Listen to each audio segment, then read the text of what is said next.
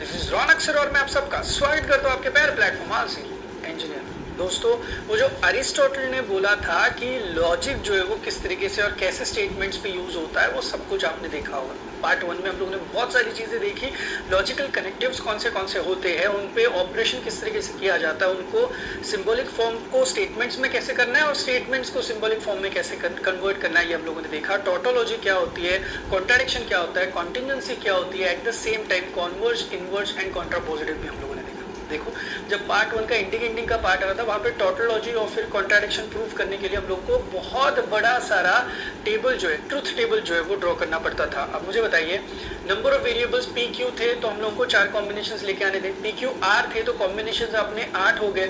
मुझे बताइए, अगर पी क्यू आर एस 4 अगर मैं कॉम्बिनेशन 4 आपको वेरिएबल्स दूं तो आपको 16 कॉम्बिनेशन के साथ वर्कआउट करना होगा। मेरे को बताओ, ट्रुथ टेबल कहाँ का कहाँ जाएगा? इसलिए जब आपके वेरिएबल्स ज्यादा होते हैं तब आपको ट्रुथ टेबल कंस्ट्रक्ट करने में बहुत परेशानी हो सकती है। प्रैक्टिकली वो थोड़ा सा इम्पॉसिबल बन जाता है। तो ऐसे केस में वो इशू रिजॉल्व करने के लिए एक फॉर्म आ चुका है जिसको बोला जाता है नॉर्मल फॉर्म्स। तो अब नॉर्मल फॉर्म्स हम लोगों के दोस्त है। हाँ, काम जरूर करना पड़ता है, बट दोस्त है वो। हम लोगों को वो जो ट्रुथ टेबल से जितनी परेशानी आती है वो सारी परेशानी हटाने के लिए जरूर हेल्प करती है। 2 तरीके के नॉर्मल फॉर्म्स होते हैं। एक को बोलते हैं डिसजंक्शन नॉर्मल फॉर्म और दूसरे को बोलते हैं कंजंक्शन नॉर्मल फॉर्म। तो देखो, शॉर्टकट भी बता देता हूँ, हर एक के बारे में डिटेल में हम लोग जाएंगे जरूर। ये देखो, कंजंक्शन नॉर्मल फॉर्म को लिखा जाता है CNF और डिसजंक्शन नॉर्मल फॉर्म को लिखा जाता है DNF। अब नाम तो आपने सुना ही होगा, डिसजंक्शन और कंजंक्शन, जिसको हम लोगों ने ऑरिंग बोला हुआ और इसको हम लोगों ने एंडिंग बोला हुआ है। मैं आता हूँ, देखिए तो सही, एक एक के ऊपर हम लोग आते, एग्जांपल्स भी हम लोग देख लेते हैं। डिसजंक्शन नॉर्मल फॉर्म, क्लियरली यहाँ पे DNF लिखा हुआ है, तो मैं आपको हिंट बता देता हूँ, ज्यादा कुछ पढ़ने की भी जरूरत नहीं है। यहाँ पे क्या है, डिसजंक्शन। तो डिसजंक्शन का मतलब होता है आपका ऑरिंग, यानी कि आप लोग कोई भी 2 सिंबॉलिक फॉर्म, कोई भी मल्टीपल सिंबॉलिक फॉर्म अगर हो, उन सबको अगर बीच में ऑरिंग कनेक्टिव्स के हिसाब से दिखा रहे हो तो that is known to be as DNF, जिसको बोलते हैं डिसजंक्शन या फिर disjunctive normal form. Are you guys getting my point? फिर अब अंदर क्या हो सकता है, जैसे मैं यहाँ पे आपको लिख दूं तो अंदर ये हो सकता है P एंड Q, यहाँ पे आ सकता है Q एंड R, फिर आप यहाँ पे लिख सकते हो P एंड R। जो भी आपको लेना है आप ऑपरेशंस ले सकते हो, लेकिन कुछ भी हो, यहाँ पे जो इन लोगों को ज्वाइन करेगा, जो कनेक्टिव रहेगा, वो हमेशा आपका क्या रहेगा, डिसजंक्शन यानी कि ऑरिंग रहेगा। Are you guys getting my point? तो देखो, एक तो मैं यहाँ पे और लिख दूं और साथ में आपको दिखा दूं, ये देखो, और लिख दूं और साथ में आपको इसका कनेक्टिव भी दिखा दूं, सिंबल भी दिखा दूं। अब सेम कंजंक्शन नॉर्मल फॉर्म में क्या होगा भाई, कंजक्टिव नॉर्मल फॉर्म अगर हम लोग बात करते हैं तो एज आई डिस्कस्ड, यहाँ पे एंडिंग हो जाएगा और एंडिंग का ऑपरेशन भी आपको पता है, यहाँ पे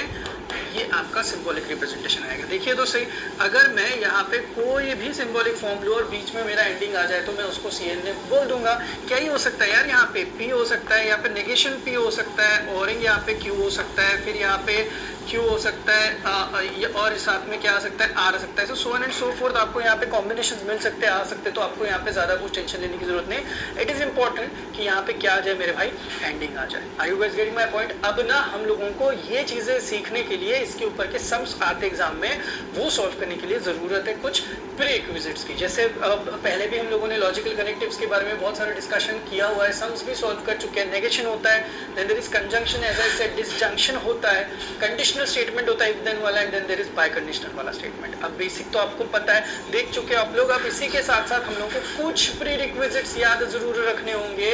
तो वो जो प्रीरिक्विजिट्स है उनको हम लोग एक एक बार फटाफट देख लेते हैं। Just change the colour so that मैं कुछ चीजें अगर हाईलाइट करनी है तो आपको ढंग से दिखा पाऊँ।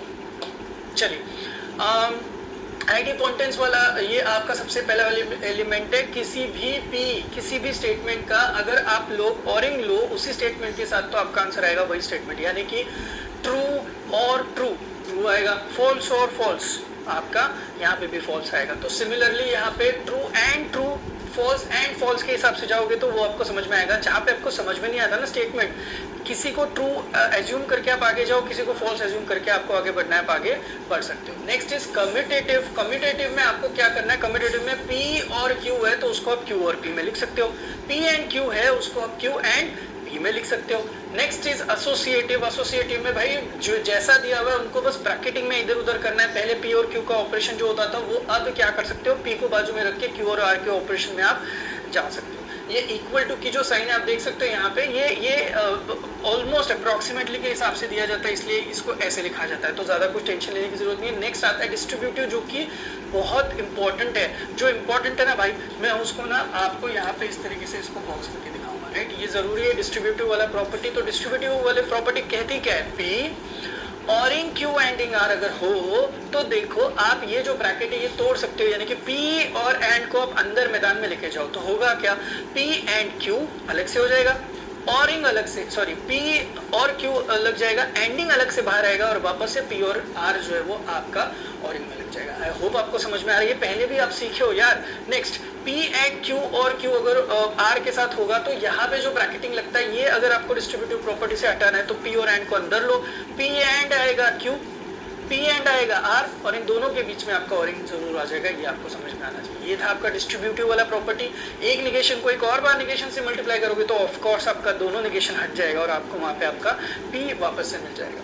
डी मॉर्गन्स लॉ भी बहुत जरूरी है। जहां पे भी आउटर साइड में आपको नेगेशन दिखाई देगा पी और इन क्यू को, तो नेगेशन को जब आप अंदर लोगे तो नेगेशन पी नेगेशन क्यू होगा जरूर, लेकिन ऑरिंग वाला ऑपरेशन एंडिंग में कन्वर्ट होगा, एंडिंग वाला ऑपरेशन ऑरिंग में कन्वर्ट होगा। बहुत सिंपल है, ज्यादा कुछ दिमाग नहीं लगाना है। ये दो चीजें होने के बाद नेक्स्ट आता है लॉ ऑफ एब्जॉर्प्शन। बहुत सारे सम जब करेंगे तो you'll अंडरस्टैंड की ये चीजें हम लोग को लगती है। देखो एंडिंग ऑरिंग ऑरिंग एंडिंग वाले ऑपरेशन में अगर आपको कोई एक स्टेटमेंट डबल दिखाई दे रहा है, पी पी पी पी दिख रहा है ना, तो डबल स्टेटमेंट अगर दिखाई दे रहा है तो यहाँ पे लॉ ऑफ एब्जॉर्प्शन कहता है कि फिर इस केस में जो बचा हुआ है उसको हटा दो, यानी कि your answer thoroughly would be that statement P only.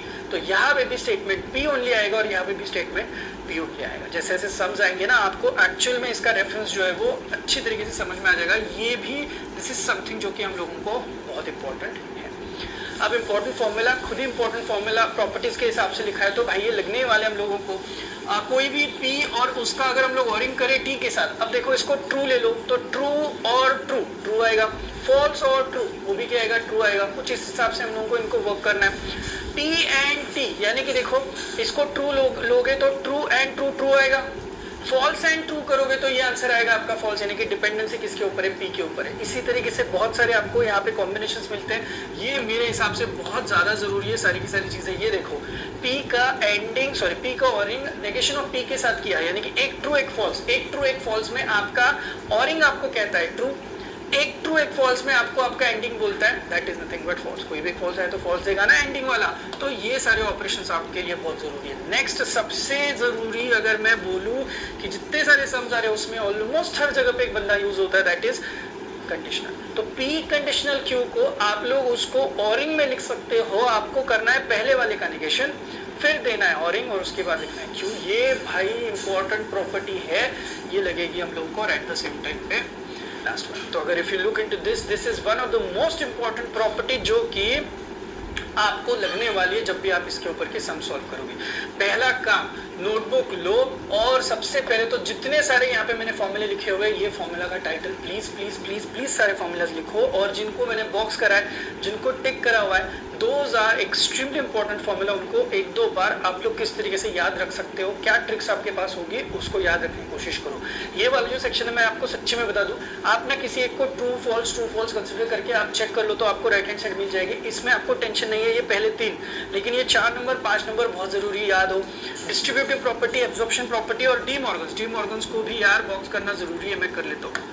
ये भी वैसे काफी जरूरी है। चलिए इतना सब कुछ अब हम लोगों ने देखा हुआ है तो अब किसी को ना डरते हुए हम लोग जाते हैं सम्स के लिए। देखो सम कितने सही तरीके से पूछे यार, उन्होंने सम पूछा है कि हमें डीएनएफ फाइंड करना है। डीएनएफ का मतलब है, डी का मतलब है डिसजंक्शन, डिसजंक्शन का अदर वे राउंड मतलब है, देखो हम लोग कैसे पढ़ाई करते हुए दिमाग लगाएंगे।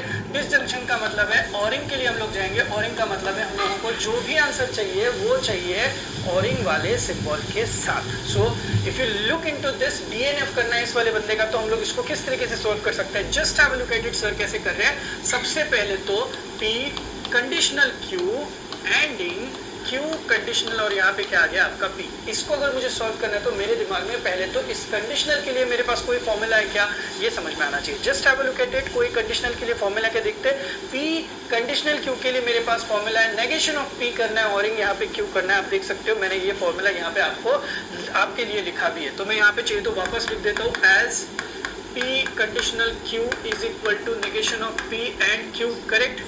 एंड Q कंडीशनल P अगर आया तो वो भी तो आएगा नेगेशन ऑफ Q और यहाँ पे क्या आएगा P आएगा। Is that correct. अब देखो इसको मैं लिखने की भी कोशिश करता हूँ तो ये मुझे दिखाई देगा negation of P and Q, right. Anding आ रहा है नेगेशन ऑफ Q और यहाँ पे आ गया P। अब मुझे बताओ दिक्कत कहाँ पे हुई हम लोगों को एक जगह पे बहुत बड़ी दिक्कत हुई कि भाई यहाँ पे हम लोगों को अब जो बीच में हम लोगों को जो कनेक्टिव चाहिए वो क्या चाहिए था भाई, ओरिंग चाहिए था, और यहाँ पे बीच में जो कनेक्टिव आ रहा है वो क्या आ रहा है, एंडिंग वाला आ रहा है। अब ऐसे सिनारियो में हम लोग करेंगे क्या, ऐसे सिनारियो में हम लोग क्लियरली एक चीज कर सकते हैं, we can simply go for what, अब डिस्ट्रीब्यूटिव प्रॉपर्टी के लिए जा सकते हैं। तो यहाँ पे देखो मैं अगर करूँ यूजिंग डिस्ट्रीब्यूटिव प्रॉपर्टी,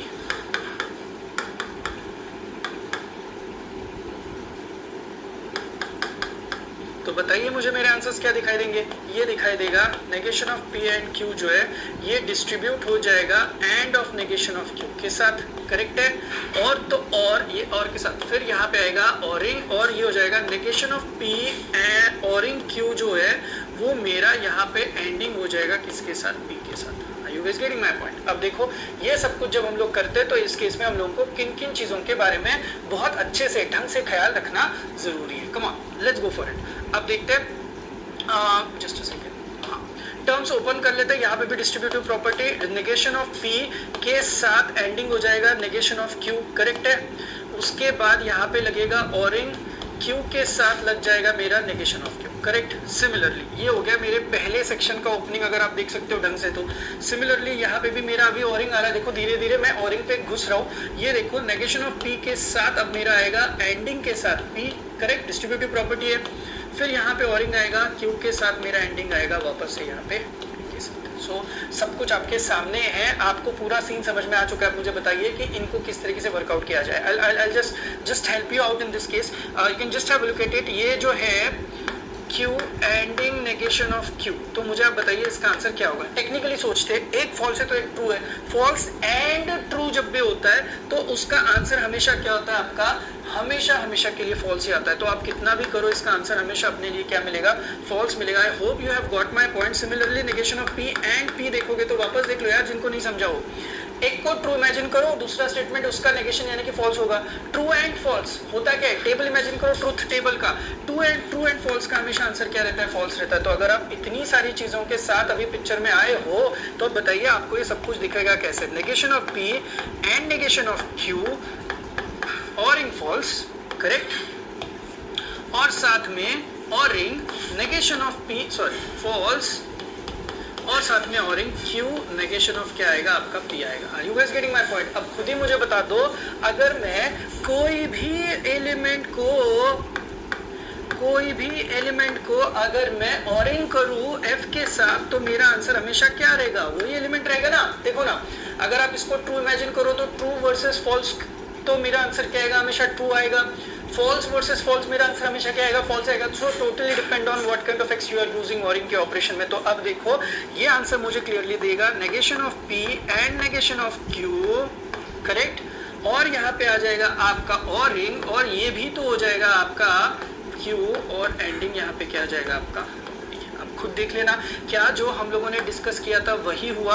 ये दो एंडिंग के ऑपरेशन में, इंडिविजुअल एंडिंग के ऑपरेशन में जो कनेक्टिव यूज हुआ वो कौन सा यूज हुआ आपका, DNF वाला। सो आप यहाँ पे बोल सकते हो विच इज इन, कौन सा फॉर्म है अभी ये, DNF।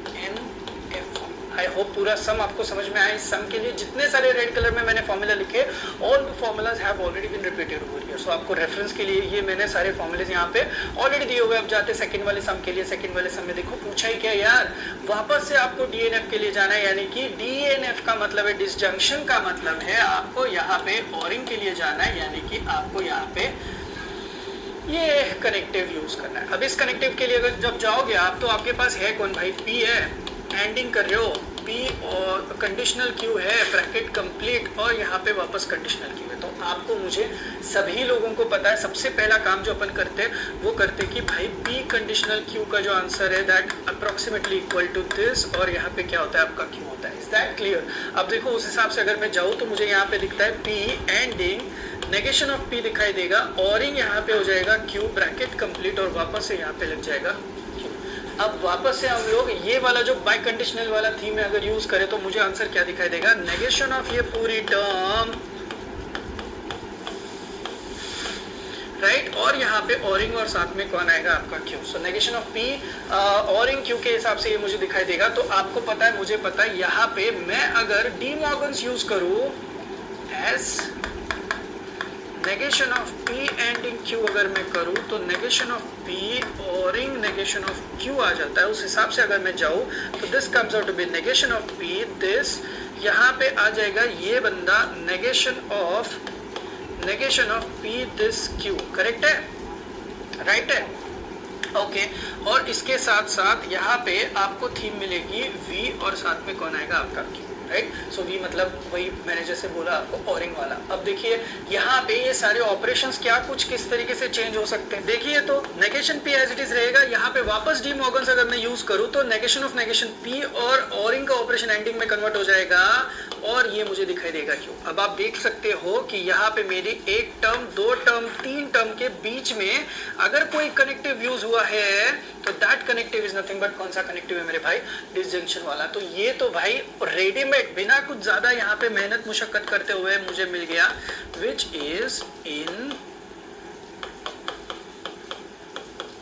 DNF। आई होप सो आपको समझ में आया होगा। यहाँ पे ये जो स्टैंडर्ड दो फॉर्मूले मुझे यहाँ पे लगे, जैसे कि एक डी मॉर्गन्स लॉ लगा और उसके साथ साथ ये पी कंडीशनल क्यू की प्रॉपर्टी लगी, तो ये मैंने यहाँ पे सिंपली यूज करी ना, I got my answer. I hope सो पूरा का पूरा सम आपको समझ में आया कि कैसे किस तरीके से सर ने इसको वर्कआउट किया। अब जाते हैं नेक्स्ट वाले सम के लिए। नेक्स्ट वाले सम में अब हमें फाइंड आउट करना है भाई CNF।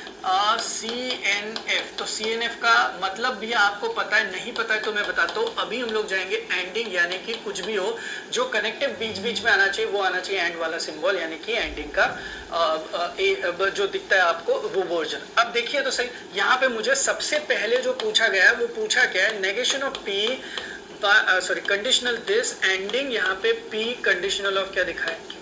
अब CNF में तो ये रेडीमेड दिख रहा है मुझे, आप देख सकते हो ऑलरेडी यहाँ पे क्या आ चुका है, आपका एंडिंग आ चुका है। बस इसको ओपन अप करते हैं हम लोग, एक ही स्टेप लगेगी शायद से, as P conditional R is approximately equal to this ORing R, correct. अब उस एनोलॉजी के हिसाब से अगर मैं जाऊँ तो यहाँ पे मुझे क्या दिखाई देता है दोस्त, if you look into this, मुझे यहाँ पे दिखाई देना चाहिए negation of P O-ring R and negation of P O-ring यहाँ पे क्या आना चाहिए आर। नेगेशन ऑफ नेगेशन का मतलब तो आपको पता ही है, comes out to be how much, P this R, correct. ANDing negation of P और यहाँ पे आ गया आर और दैट्स इट। आप देख सकते हो यहाँ पे जो ओरिंग ऑपरेशन है उनके बीच में मुझे यहाँ पे क्लियरली मेरा एंडिंग वाला ऑपरेशन जो है वो मिल चुका है। एंडिंग मतलब जैसे मैंने बोला कंजंक्शन फॉर्म है ये, तो हम लोग यहाँ पे लिख सकते हैं which is in already conjunction normal. Clear है?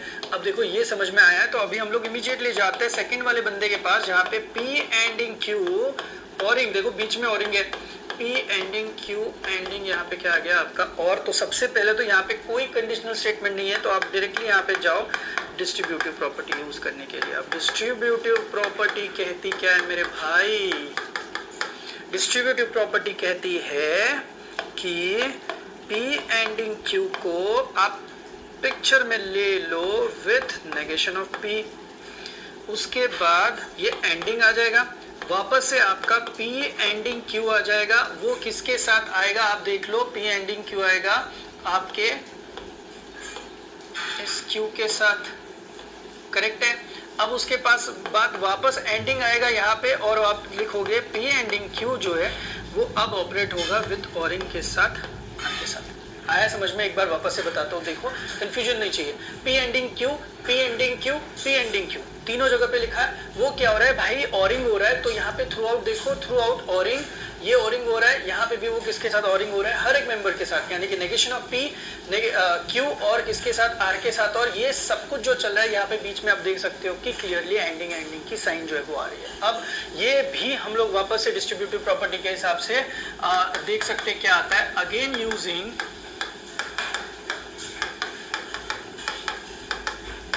डिस्ट्रीब्यूटिव प्रॉपर्टी, तो हमें क्या मिलता है, देखिए तो सही आंसर।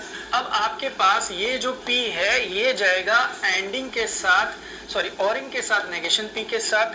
अब उसके साथ एंडिंग आएगा, Q भी आएगा ऑरिंग के साथ, नेगेशन P के साथ। करेक्ट है, ये हुआ पहले वाले का ओपनिंग। आई होप आपको समझ में आ रहा है। नेक्स्ट में वापस से यहाँ पे एंडिंग के ऑपरेशन के लिए लिख दूं, सेपरेट आउट कर लूं, तो मुझे यहाँ पे दिखता है P ऑरिंग के साथ, मुझे दिखता है यहाँ पे Q, उसके साथ एंडिंग में मुझे Q ऑरिंग, Q ऑरिंग क्या दिखाई देगा, Q दिखाई देगा। आई होप सो आपको समझ में आ रहा है। वापस से मेरा यहाँ पे एंडिंग रहेगा, आप चेक कर सकते हो यहाँ पे। So this will clearly give me now as in P, साथ में आएगा, ये ऐसा था ना, साथ में आएगा P ऑरिंग, यहाँ पे आ जाएगा R, if I am not wrong, correct है। और उसके बाद एंडिंग आ जाएगा और वापस से Q ऑरिंग यहाँ पे आ जाएगा R। I hope so everything is clear to you. अब जितना जो भी आपको क्लियर यहाँ पे दिखाई दे रहा है ना, उन सारी चीजों को हम लोग यहाँ पे वर्कआउट करने की कोशिश करते हैं, कुछ सिंप्लीफिकेशन मिलते कि नहीं मिलते देखते। देखो पहले तो P ORing negation of P, यानी कि देख लो, एक को ट्रू एक को फॉल्स करोगे तो आपको पता है एट एनी कॉस्ट आपका आंसर जो है वो सिर्फ और सिर्फ क्या आना है मेरे भाई, ट्रू ही आना है। एट द सेम टाइम जब आप देखोगे हमें और कुछ यहाँ पे दिखता है, यहाँ पे दिखता है Q ऑरिंग, यहाँ पे मुझे दिखता है Q। बताओगे मुझे Q ऑरिंग Q अगर आप करने की कोशिश करोगे तो आपको आंसर क्या दिखाई देगा? ऑफ कोर्स आपका आंसर ट्रू होगा तो ट्रू, फॉल्स और फॉल्स होगा तो फॉल्स आएगा। अब ये दो चीजें तो मुझे मिली, अब देखते हैं कि इनके साथ साथ कुछ सिंप्लीफिकेशंस हो सकते हैं क्या और मेरे आंसर जो है वो आ सकते हैं क्या। Let's go for it. This Q, let's have this. हाँ, अब देखो P नेगेशन P के साथ मुझे यहाँ पे ऑलरेडी ट्रू मिल रहा है, एंडिंग मिल रहा है, साथ में मिल रहा है Q ORing negation of P, I keep this as it is, correct. उसके बाद एंडिंग का ऑपरेशन है मेरे भाई, P ऑरिंग Q मेरे पास है। फिर एंडिंग में आप देखो तो ये वापस से मेरा आंसर क्या देगा, सिर्फ और सिर्फ Q देगा, बिकॉज Q ऑरिंग Q का ऑपरेशन का हम लोगों ने आंसर निकाला हुआ है। अब उसके बाद वापस से मेरा यहाँ पे एंडिंग होगा और एंडिंग में मुझे यहाँ पे दिखाई दे रहा है P ऑरिंग R, और ये हो गया एंडिंग में Q ऑरिंग, साथ में कौन दिखाई दिया, हाँ दिखाई दे रहा है। आई होप सो। अब मैं इसको कुछ सिंप्लीफाई कर पाऊँ तो कर देता हूँ भाई। T के साथ किसी का भी आप ऑरिंग लो तो ये जो आंसर है ये आपको हमेशा क्या ही देगा, देखो सॉरी, T के साथ किसी का भी एंडिंग ले रहे हो अगर, तो आपको यहाँ पे कुछ भी हो फॉल्स होगा तो आपका आंसर फॉल्स होगा, ट्रू होगा तो ट्रू, यानी कि सब कुछ डिपेंड करता है आपके x के ऊपर। इसका मतलब तो मेरे पास बिल्कुल सही आ चुका है अभी। This is Q ORing negation of, मुझे यहाँ पे क्या दिखाई देगा मेरे भाई, P दिखाई देगा। इसको आप ढंग से देखोगे तो मैं आपको बता दूं P this Q which is nothing but equal to सिर्फ और सिर्फ Q आएगा। इसके पीछे रीजन है, यहाँ पे आप चेक कर सकते हो, there is something called as absorption law,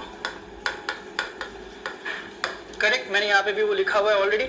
तो ये साथ में एंडिंग आएगा, Q आएगा, साथ में एंडिंग आएगा, P ऑरिंग R आएगा, एंडिंग आएगा और Q ऑरिंग यहाँ पे आ जाएगा आपका वापस से R। तो if you look into 1 2 3 4 term, I think so आप लोगों ने बहुत खुश हो जाना चाहिए looking into this. The reason being, यहाँ पे आप देख सकते हो कि एंडिंग और यहाँ पे क्या यूज हुआ है, एंडिंग। आपको क्या चाहिए था, एंडिंग चाहिए था। तो ये सारे के सारे सिंबॉलिक फॉर्म के बीच में जो कनेक्टिव्स यूज हुए वो सारे के सारे आपके एंडिंग वाले थे, यानी कि कंजक्शन वाले थे। इसीलिए आप इसको लिख सकते हो विच इज इन CLF।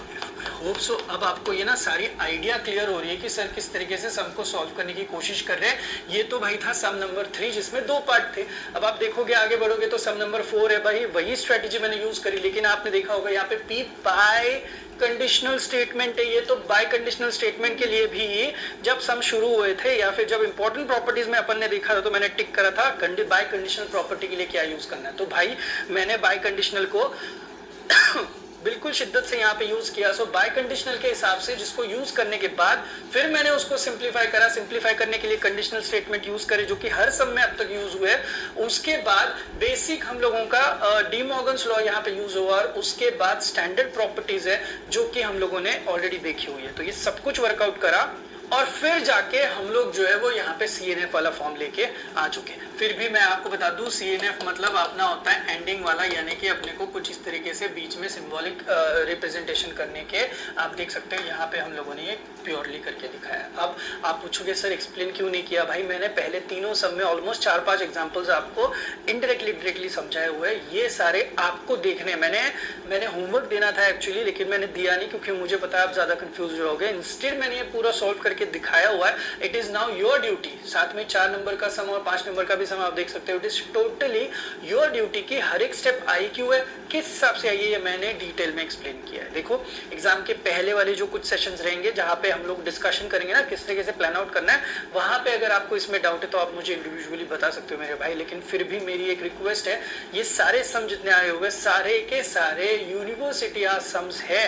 तो कहीं पे भी ऐसा नहीं है कि मैंने जानबूझ के कोई एक्स्ट्रा एड ऑन सम डाला है जो कि बहुत टफ है। तो आपको एक लेवल समझ में आई होगी, कभी 4 मार्क के लिए, कभी 3 मार्क के लिए, कभी 6 मार्क्स के लिए ये CNF DNF की कॉन्सेप्ट जो है वो आपको पूछी जाती है। दोस्तों पहले 2 पार्ट्स लॉजिक के खत्म हो चुके हैं, बहुत सारी पढ़ाई हम लोग ऑलरेडी कर रहे हैं। प्लीज आप लोग पढ़ाई करते रहना, मैं आगे आ रहा हूँ इसके एक और पार्ट के लिए, उसके बाद शायद अपना ये लॉजिक वाला टॉपिक खत्म हो जाए। मिलते हैं नेक्स्ट वीडियो के लिए, तब तक के लिए थैंक यू सो मच।